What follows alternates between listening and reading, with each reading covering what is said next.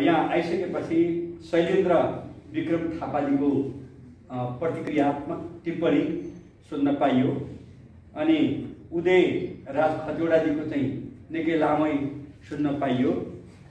त्यसपछि पम्फा न्यौपानेजीको पनि सुन्न पाइयो र चन्द्रकुमारी शाहीजीको त कर्णालीलाई नै ढुक्क लिएर चाहिँ एकदम मिठो कविता सहितको चाहिँ पत्रिका सुन्न पाइयो।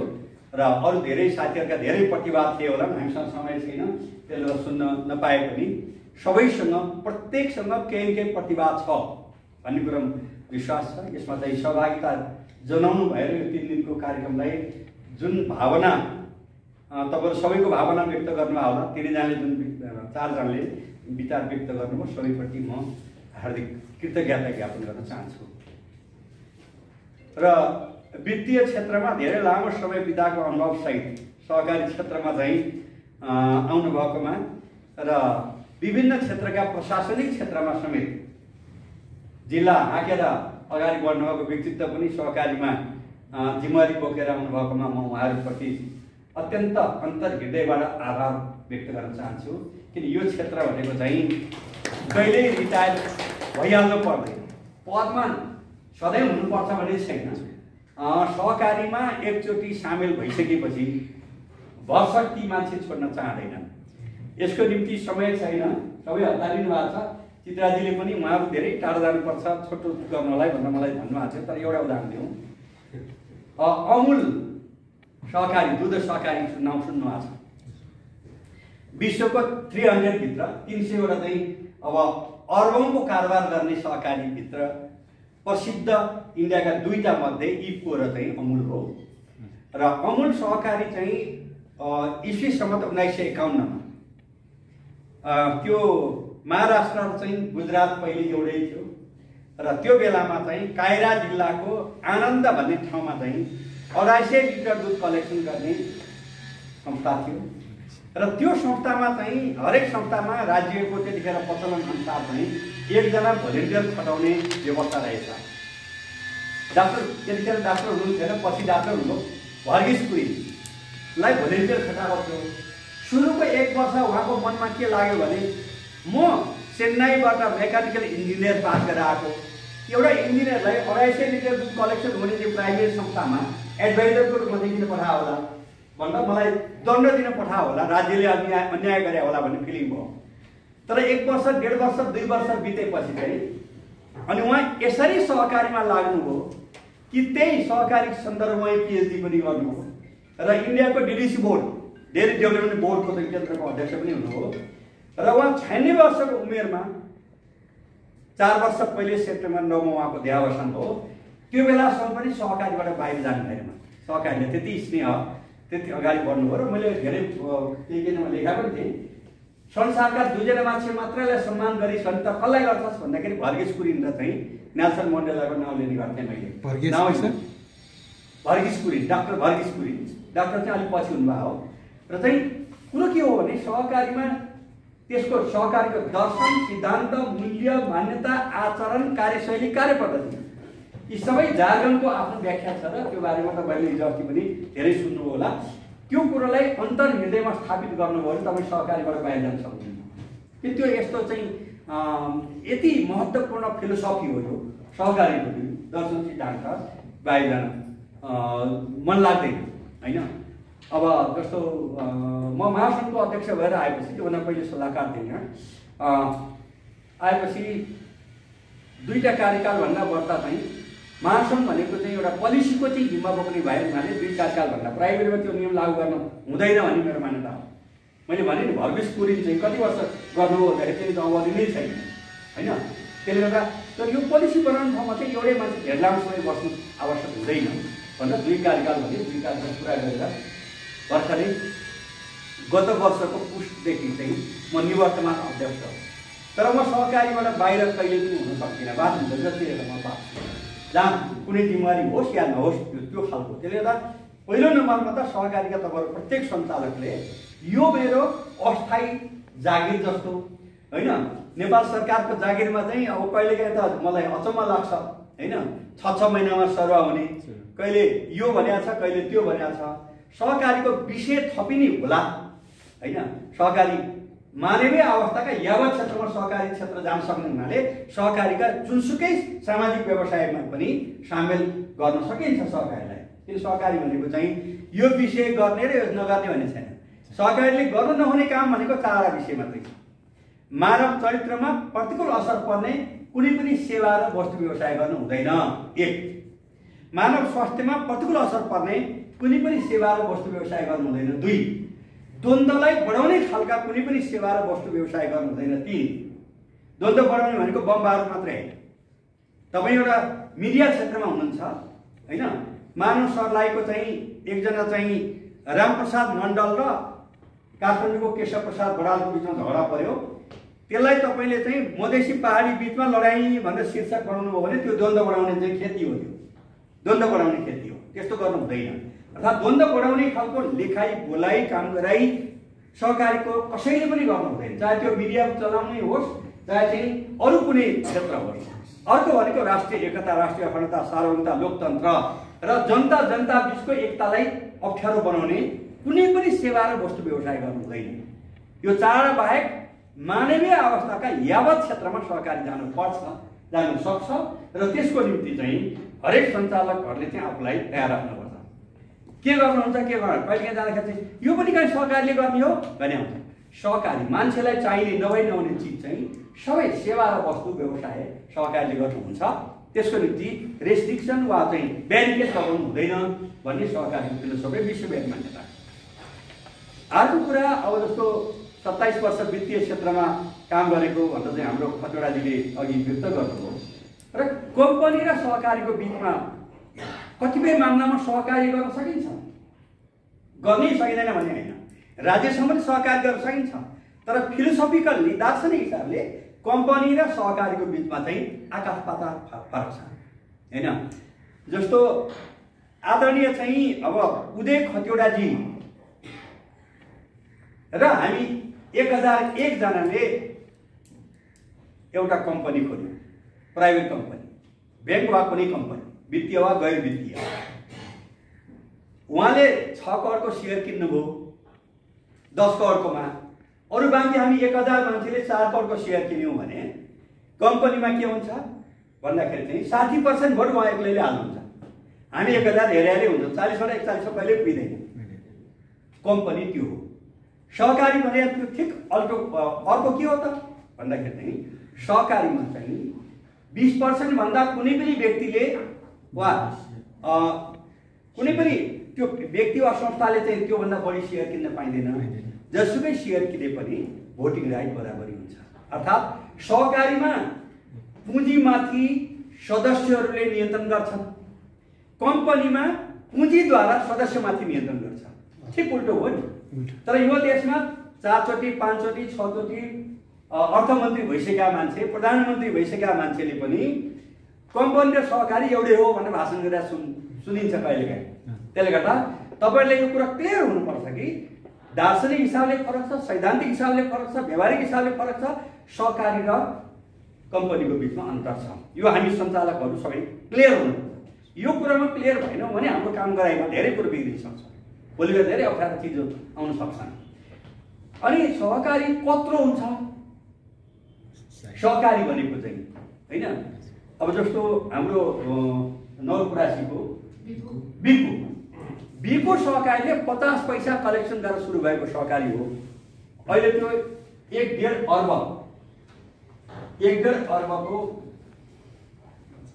अर्ब होइन अझ बढी अब अर्बको कारोबार गर्छ। 50 पैसाबाट सुरुवात गरेको भन्दाखेरि सहकारी चाहिँ पिपलको रुख जस्तै हो। पिपलको चाहिँ दाना, हामी मध्ये कसैले पिपलको दाना चाहिँ केटाकेटीमा विद्यार्थी हुँदाखेरि खाएका छौँ, चौतारामा बसेर फल्छ, सानो पाक्छ। त्यो भित्रको गेडा कत्रो हुन्छ, तिलको गेडाभन्दा धेरै नै सानो हुन्छ। अनि पिपलको रुख कत्रो हुन्छ होइन, त्यति सानो गेडा हो, तर रोपिसकेपछि पिपलको बोट भने चाहिँ विशाल विशाल हुन्छ। 30 हात 40 हात 50 हातको फेरो भएका पिपलका रुखहरू धेरै देखिन्छ चौताराहरूमा।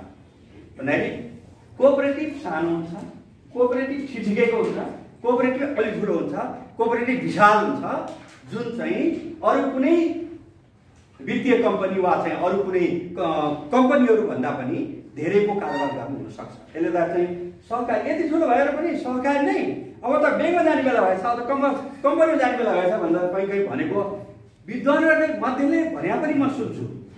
एउटा मान्छे अब खगेन्द्र थापा हाम्रो म्याग्दीको हुनुहुन्थ्यो 32 इन्चको होइन, अर्को राजदलको भीमबहादुर हुनुहुन्थ्यो, उहाँ चाहिँ 7 फिट भन्दा माथि। साझा बस पहिले अलि अझ बढी चल्थ्यो, साझा बसको ढोकामा बस्दाखेरि क्यारियरभन्दा माथि टाउको पुग्थ्यो उहाँको। 2042 सालमा जाँतो चिनो लिएर संसदमा पनि राष्ट्रिय पञ्चायतमा पनि उठ्नु भएको थियो। आफ्नो एली कुरो भन्दाखेरि 7 फिटको भए पनि 32 इन्चको भए पनि मान्छे नै हुन्छ। त्यसले गर्दा सहकारी सानो जुत्ता पालिस मात्रै गर्ने सहकारी भए पनि होइन, मोटर कारखाना स्थापना गर्ने सहकारी भए पनि, कनाल चिसा पनि 10,600 मेगावाटको छ त्यो बनाउने भएछ भने पनि सहकारी हुन्छ। ठुलो भएपछि चाहिँ कम्पनी हुने, सानो हुँदा सहकारी हुने भन्ने बुझाइ एक थरी मान्छे हुन्छ, त्यस्तो हुनु हुँदैन। किनभने चाहिँ तपाईँहरू चाहिँ सञ्चालक भन्ने बित्तिकै अङ्ग्रेजीमा डाइरेक्ट है, अब मध्ये तपाईँहरू अध्यक्ष हुनुहोला, सञ्चालक हुनुहोला, लेखा समितिमा हुनुहुन्छ होला, जे नै भए पनि हामी सहकारीमा लाग्ने व्यक्तित्वहरू होराइजन हाम्रो फराकिलो हुनुपर्छ। यसको चाहिँ सोचाइको दायरा निकै फराकिलो हुनु जरुरी छ। र अरू बाँकी कुरा त यति धेरैवटा चाहिँ 3 दिनसम्म तपाईँहरूले धेरै कुरा सिक्नुभएको छ। उहाँहरू सबै जसले क्वेसन दिनुभयो उहाँहरूप्रति म आभार व्यक्त गर्न चाहन्छु, धन्यवाद दिन चाहन्छु। उहाँहरूले गर्नुभयो, त्यसमा केही ध्यान दिनुपर्ने कुराको निम्ति चाहिँ हाम्रो महाप्रबन्धक चित्राको थामसाङ सुब्बा, उहाँ अन्तर्राष्ट्रिय तहको व्यक्तित्व, स्ट्याटसको हिसाबले हाम्रो महाप्रबन्धक भनेको सरकारको विशिष्ट श्रेणी सरह, सचिव सरहको बलिय हैसियत हो यहाँको होइन, हाम्रो त्यो स्ट्याटस हो। उहाँ अन्तर्राष्ट्रिय रूपले पनि धेरै ठाउँमा होइन, युएनले पनि कहिले काहीँ पेपर प्रेजेन्टेसन गर्नु चाहिँ जान्छ होइन। 4 साल चाहिँ ब्राजिलमा भएको थियो युएनको सबभन्दा राम्रो पेपर प्रस्तुता मध्ये भनेर उहाँको बारेमा नै हामीलाई पत्रहरू आएको थियो।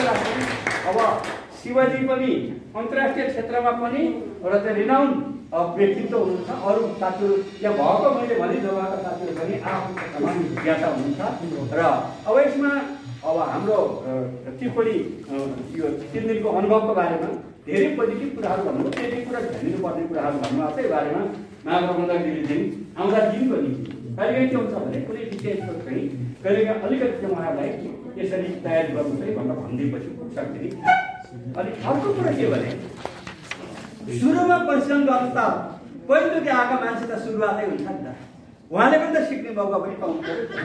सिक्नको निम्ति समय दिनु त भएन है त। किन यति टाढादेखि दुःख गरेर चाहिँ कौरालीदेखि विभिन्न ठाउँ अभिनेत्री महाकालीबाट साथीहरू आउनुभएको छ, उहाँहरूको त्यो भोकलाई होइन पुरा गर्ने त हुनुपर्छ। तर कहिलेकाहीँ के छ भने अलिकति पनि कमी भएन भन्दाखेरि भनेदेखि त यो सफलै हुँदैन होइन। त्यसले गर्दा के हुन्छ यो निर्धक्कसँग जुन टिप्पणी राखिदिनु भयो उहाँहरू 3 जना सबैप्रति जो म धन्यवाद ज्ञापन गर्न चाहन्छु। सँगै हाम्रो राष्ट्रिय सहकारी महासङ्घकै तर्फबाट र चाहिँ अब यहाँ मभन्दा पछि बोल्ने साथीहरू हुनुहुन्न होला, भन्नुभयो। त्यसले गर्दा चाहिँ सबैको तर्फबाट म हार्दिक धन्यवाद दिन चाहन्छु। यहाँहरू जुन चाहिँ पुरै समय दिएर आउनुभयो, धेरै मूर्धन्य व्यक्तित्वहरू मैले देखिरहेका छु, आफ्नो ठाउँका चाहिँ सम्मानित व्यक्तित्वहरू हुनुहुन्छ। तर पनि विद्यार्थीको रूपमा 3 दिनसम्म चाहिँ बसेर जुन सिक्ने हेर्दा गर्नु त्यो सबभन्दा मूल्यवान हो।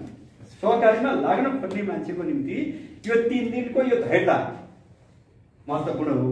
अब जहाँसम्म यो विषय र समयको कुरा चाहिँ के छ भने हेर्नु, संसारमा 216-17वटा देश छन्, 7 अर्ब बढी पपुलेसन छ। हामी त एसिया प्रशान्त क्षेत्रमा त झन्डै चाहिँ 2/3 भन्दा बढी पपुलेसन यही नै छ। संसारभरि विद्यार्थीलाई अब मानव हाम्रो यहाँ भन्ने गरे हिजो त अर्कै नाम छ एसएलसी, हामीले जाने चाहिँ एसएलसी गर्नलाई 10 वर्षभन्दा घटीमा चाहिँ त्यो क्यामरुनमा भए पनि, बुर्किना फासोमा भए पनि, न्युजिल्यान्डमा भए पनि, अर्जेन्टिना भए पनि, अलास्कामा भए पनि उही छ भन्दाखेरि शिक्षा आर्जन गर्नको निम्ति निश्चित समय लाग्छ। तर हामीसँग त्यो पुरा समय हुँदैन, न तपाईँहरूसँग हुन्छ न हामीसँग हुन्छ, त्यो छ। त्यसले गर्दा चाहिँ यसले तपाईँहरूको भोक जाग्यो, सहकारी क्षेत्रलाई अगाडि बढाउनको निम्ति भोक जागृत भयो भने त्यो ठुलो उपलब्धि हो। किन यो 3 दिनमा भयभरको कुरा, किनभने संसारैभरि एसएलसी पास गर्न 10 वर्ष किन लाग्छ त? एकै वर्षमा गरे पनि हुन्थ्यो नि त, हुँदैन। किनखेरि ज्ञान आर्जन गर्नको निम्ति र विवेकलाई व्यवहारमा लागू गर्नको निम्ति इट टेक्स टाइम, यसले अलिकति समय लिन्छ। तर पनि के छ भने यो 3 दिनको अवधिमा यो विषय यसरी अध्ययन गर्नुपर्ने रहेछ भनेर तपाईँहरूको अवश्य पनि डायरीमा नोट गर्नुमा होला। त्यो नोट गरेको विषय चाहिँ महिनामा एकचोटि दोहोऱ्याएर हेरिदिनुहोस्। टिप्नु भएको छ भने कतिको जग्गा रहनु भएको छ, त्यो चाहिँ शिवजीलाई अथवा चित्राजीले बोलिरहँदाखेरि उहाँले कति नोट गर्नुभएको छ, त्यो चाहिँ गर्नुपर्छ। र हामी सहकारी कर्मीहरू, म पनि सहकारको विद्यार्थी हो, म पनि सहकारीको जानकारको रूपमा मैले तपाईँहरूको अगाडि प्रस्तुत गरेका छैन। र हामी सहकारीमा लाग्नेहरू भनेको चाहिँ सदा सर्वदा सिक्नै पर्ने, जान्नै पर्ने हुन्छ। हरेक सहकारी कर्मी, सञ्चालकज्यूहरू र व्यवस्थापकज्यूहरूले हरेक दिन यदि आधा घन्टा 1 घन्टा सहकारी बारेमा या त अध्ययन सामग्री अध्ययन गर्ने या त दलित र टाउको फर्काएर चिन्तन मनन गरेनौँ भने हामी सही खालको सहकारी कर्मी बन्न सक्दैनौँ। यो छुट्टै विधा हो। अरू कुनै पनि विधाभन्दा यो चाहिँ अध्ययन व्यवहार गर्नुपर्ने। किन कोअपरेटिभ भनेको चाहिँ तमाम साइन्सहरू, यो एउटा दुईटा आर्थिक विषय मात्रै होइन, आर्थिक, सामाजिक, सांस्कृतिक र वातावरणीय विकासको निम्ति काम गर्ने सामाजिक व्यवसाय।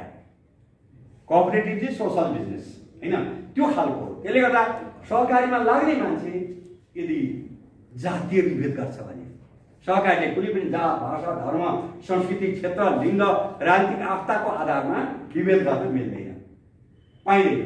यदि त्यो गर्छ भने त्यो सहकारी कर्मी रियल सहकारी कर्मी हुन सक्दैन।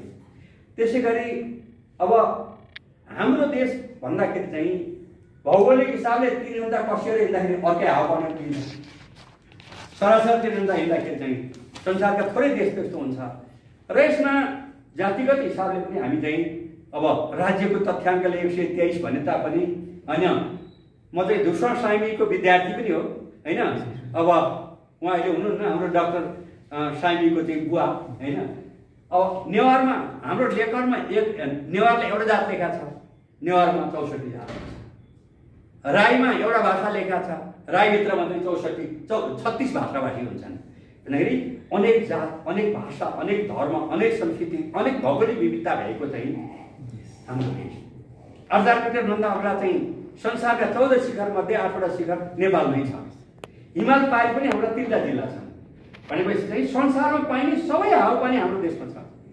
एलास्का सके, एलास्कामा पाइने हावापानी पनि भेटिन्छ, ट्रोपिकल क्लाइमेट पनि भेटिन्छ। भने यो खालको विविधताबिचको एकतालाई बलियो बनाउनु, अर्थात् हामी राष्ट्रिय एकता, राष्ट्रिय अखण्डता, सार्वभौमता, लोकतन्त्र र सहकारीको बिचमा असाध्यै सघन सम्बन्ध छ। यस हिसाबले हाम्रो चाहिँ अध्ययन र व्यवहारलाई अगाडि बढाउनु पर्छ।